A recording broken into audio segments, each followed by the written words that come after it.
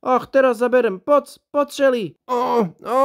Joj. Nedarí še mi. Ach, to te tatranské štíty sú také vysoké, strme. Do kača už mi tam aj vodítko zapľantalo. Teraz tu umrem od hladu a od smedu. S Bohom, Svorka. Ach, svaté pšíky na nebičku, toto som akože nevidela. Šeli, ty šiatrapa poľovníckeho psa. Toto má byť video o tým, že ešte pšíky v Tatroch môžu chodiť. Máme veľa obmedzeňoch, ale tak ktoré trasy furt môžeš absolvovať so svojím štvornovým kamošom. Môžeš vybehnúť na skalnaté pleso po želenej od Tatranskej Lomnici. A tam dolu ideme. Hej ho, tak naďať do války. Je lepší doma sedieť a lovskať boužáky. Čeká nás dlhý zjazd. Dobrú náladu sebe treba vybudovať. Tatranská žula je pre mňa hodvábne mäkká jak perinka. So pšíkom dovoleno kračať si po modrej zo Štrbského pliesa hore smerom na chatu pod Soliskom. Ale ďalej už nie. Vidíš, tu už je preškrtnutý pšík, ktorý kúka na preškrtnutý dron a ho chce pokúsať. Z chaty pod Soliskom sú krásne výhľady. A tým nemyšli moju sexy dúbku. Po asfaltke môžeš vyjsť na Sliesky dom od Tatranskej Polianky, abo na Popradské pleso tiež po asfaltke, od železnici, abo z Hrebienka do Tatranskej Lomnici. To je celkom pekná prechádzka. Kompletne vypísané zákazy nájdeš na stránke Tanapu. Ale som čula takú šuškandu, že to môže ešte kus zmeniť ku lepšiemu pre nás.